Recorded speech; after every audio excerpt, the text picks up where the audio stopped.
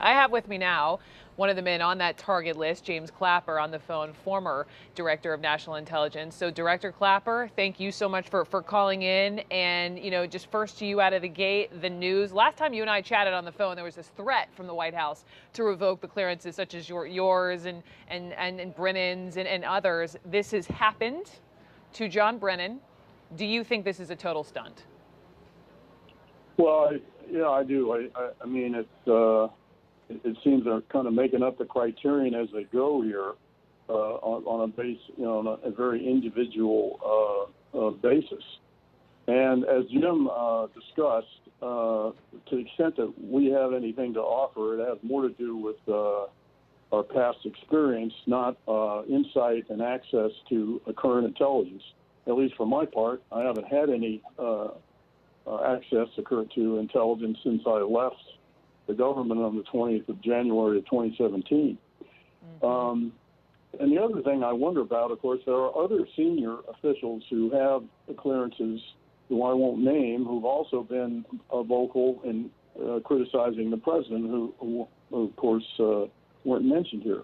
A couple of factual points in the press secretary's discourse that I would take issue with, one of which, of course, is the reference to the dossier and John Brennan's involvement in that.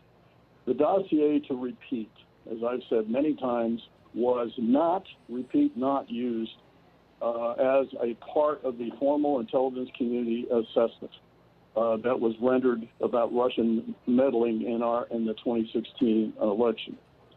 She also referred to the 2014 situation with the Senate Intelligence Committee investigation of past practices by the CIA with respect to interrogations. People need to understand that the network that the committee was using was a CIA network, and CIA simply was discharging its due diligence responsibilities for the security of that network. Her statement leads you to believe that the agency was trying to spy on the committee, which is not the case at all. I have consulted with certain senior members of the current administration. All of those encounters had more to do with history or corporate memory rather than any current issues. I won't name those people for their own protection. Mm-hmm. So will the Republic stand or fall on whether John retains his access to classified information or mine or any others that were named? Of course not.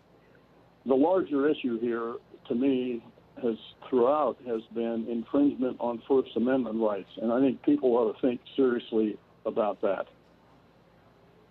How do you mean specifically on First Amendment rights when it comes to security clearances? Infringement of our right to speak, and apparently the appropriateness of being critical of this president, mm-hmm. Which in one degree or another all of us have been. I thought the mention of Jim Comey and Andy McCabe, who don't have their clearances anymore, it was sort of a cover for naming them in the first place, which was a non sequitur since at the time they were first mentioned, didn't have their clearances then. And I think the notion of, the possibility of the clearances being restored is, that's kind of a red herring. What about what Jim was also just reporting off the top, that Dan Coates wasn't at all consulted, Director Clapper, on any of this? This is just something that the White House and this president went ahead and just did. How can help the viewer understand how profoundly stunning that is?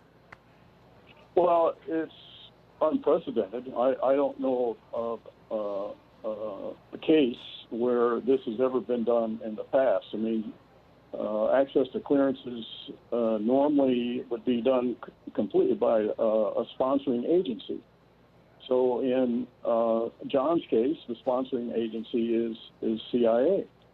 And normally, if there were going to be an action taken like this, it would be done at that level and not by the White House or not by the president himself. So this is, at least in my memory, is unprecedented. So to your earlier point about really alarm bells on First Amendment rights of folks such as yourself, Mr. Brennan, and others who come on or tweet or what have you and exercise their own opinions, thoughts. Uh, what can you do to fight back? Well, it doesn't really have any. If I lose my access to classified information, it really doesn't have any immediate substantive impact on me. I don't plan to stop speaking about when I'm asked my views on this administration. There are some things I've agreed with that this administration has taken, actions they've taken, but lots of things that I don't agree with. So if they're saying that I can't, the only way I can speak is to be in an adulation mode of this president, I'm sorry, I don't think I could sign up for that.